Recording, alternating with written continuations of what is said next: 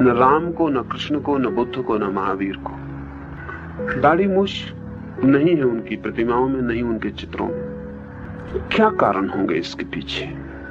ऐसा मैं नहीं मानता हूं कि इन सबको दाढ़ी मूछ नहीं रही होगी। एकाध को हो सकता है न रही हो, सबको न रही होगी ऐसा मैं नहीं मान सकता। तथ्यगत वो नहीं है, लेकिन फिर भी हमने नहीं दी है तो कुछ कारण होंगे। बड़ा कारण, पहला कारण तो दाढ़ी मूछ आने के पहले व्यक्ति की जो वह है वो सबसे ज्यादा फ्रेश और ताजी है। उसके बाद फिर सब ढलने लगता है। वो ताजगी का, फ्रेशनेस का आखिरी क्षण है, उसके बाद चीजें उतरनी शुरू हो जाती। हमने इन लोगों को ताजगी का अनंत सागर अनुभव किया है। इन्हें हमने कभी उतरते नहीं देखा जिंदगी में, इन्हें हमने सदा ताजे देखा है। ऐसा नहीं कि ये बूढ़े नहीं हुए, ऐसा नहीं कि इनका शरीर नहीं ढला, लेकिन इनकी चेतना को हमने सदा किशोर देखा है। और ये सारी मूर्तियां और सारे चित्र व्यक्तियों के चित्र नहीं है, व्यक्तियों की मूर्तियां नहीं है। उन व्यक्तियों के भीतर हमने जो झांका है उसके चित्र है। एक युवापन जो सदा उनके साथ है। कृष्ण को बूढ़ा हम सोच भी नहीं सकते, कोई उपाय नहीं। ऐसा नहीं कि बूढ़े नहीं हुए, बूढ़े हुए, लेकिन हम सोच नहीं सकते इस आदमी को ये बूढ़ा कैसे होगा। बुद्ध, महावीर, कृष्ण, राम ये सदा यंग है, लेकिन हम 25 साल का भी बना सकते थे उनका चेहरा, तब उन पर दाढ़ी मूछ होती। वो 13-14 साल वाला चेहरा जबकि दाढ़ी मूछ नहीं है, वो हमने क्यों बनाया?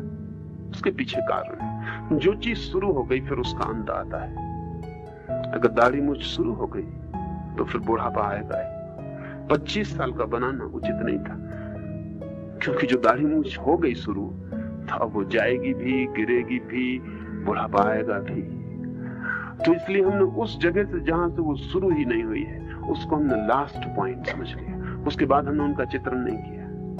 एक कारण। दूसरा कारण, पुरुष के मन में सौंदर्य का जो ख्याल है वो स्त्री है। पुरुष के मन में सौंदर्य की जो प्रतिमा है वो स्त्री की है। पुरुष के मन में सौंदर्य की प्रतिमा पुरुष की नहीं है। और ये सारे कवि और ये सारे चित्रकार और ये सारे शास्त्रकार पुरुष हैं। अगर कृष्ण को सुंदर बनाना है, और सुंदर बनाना ही है क्योंकि कृष्ण से ज्यादा सुंदर क्या हो सकता है, तो जो चेहरे की शक्ल होगी वो स्त्रीण होगी। इसलिए बुद्ध की, कृष्ण की, सबके चेहरे की शक्ल स्त्रीण है। चेहरे पर जो बिंब है वो स्त्री का है, पुरुष का नहीं है। पुरुष की समझ सौंदर्य की स्त्रीण है।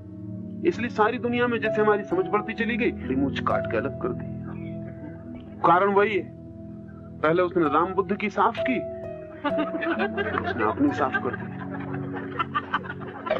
उसके मन में ख्याल है कि चेहरा तो स्त्री का सुंदर है, तो स्त्री के चेहरे जैसा कैसे उसका चेहरा हो जाए, इसकी चेष्टा में सतत लगा हुआ है। हालांकि ये बात स्त्री की तरफ से सच नहीं है। ये बात स्त्री की तरफ से सच नहीं है। स्त्री के मन में जो सौंदर्य का अर्थ है वो सदा पुरुष जैसा है। स्त्री के मन में दूसरी स्त्री बहुत सुंदर नहीं मालूम हो सकती स्वभाव था। स्त्री के मन में जो सौंदर्य का बिंब है वो पुरुष के चिन्ह का है। अगर स्त्रियां रामकृष्ण और बुद्ध की मूर्तियां और चित्र बनाती तो मेरी अपनी समझ है कि उसमें दाढ़ी मूछ अनिवार्य होती, क्योंकि स्त्रियों को वो जचते ही नहीं, वो स्त्री मालूम पड़ते। तो जिन चित्रकारों ने, जिन मूर्तिकारों ने कृष्ण, राम और बुद्ध की मूर्तियां अंकित की हैं वो पुरुष हैं और स्त्रीण सौंदर्य उनके मन में है। इसलिए ये कोई चित्र और प्रतिमाएं ऑथेंटिक नहीं है, प्रमाणिक नहीं है। अगर आप जैनों की 24 तीर्थंकरों की प्रतिमाएं देखें तो आपको पता चल जाएगा कि वो बिल्कुल एक जैसी है। अगर उनके नीचे बने हुए चिन्ह अलग कर दिए जाएं तो उनमें कोई फर्क नहीं है। अगर बुद्ध और महावीर की प्रतिमा पर से सिर्फ कपड़े का भेद अलग कर दिया जाए तो वो बिल्कुल एक जैसी, उनमें फिर कोई फर्क नहीं रह जाता। क्या ये सब शक्लें एक जैसी रही होंगी? नहीं, ये शक्लें एक जैसी नहीं हो सकती। एक जैसी शक्लें कब होती है? लेकिन बनाने वाले चित्रकार के पास एक जैसे प्रतीक है। बुद्ध को बनाने वाला चित्रकार भी बुद्ध की मूर्ति को सुंदरतम बनाने की कोशिश कर रहा है। महावीर का चित्रकार भी महावीर की मूर्ति को सुंदरतम बनाने की कोशिश कर रहा है। और तब उस सुंदरतम बनाने की कोशिश में शक्लें एक जैसी हो जाने वाली, वो करीब करीब एक जैसी हो गई।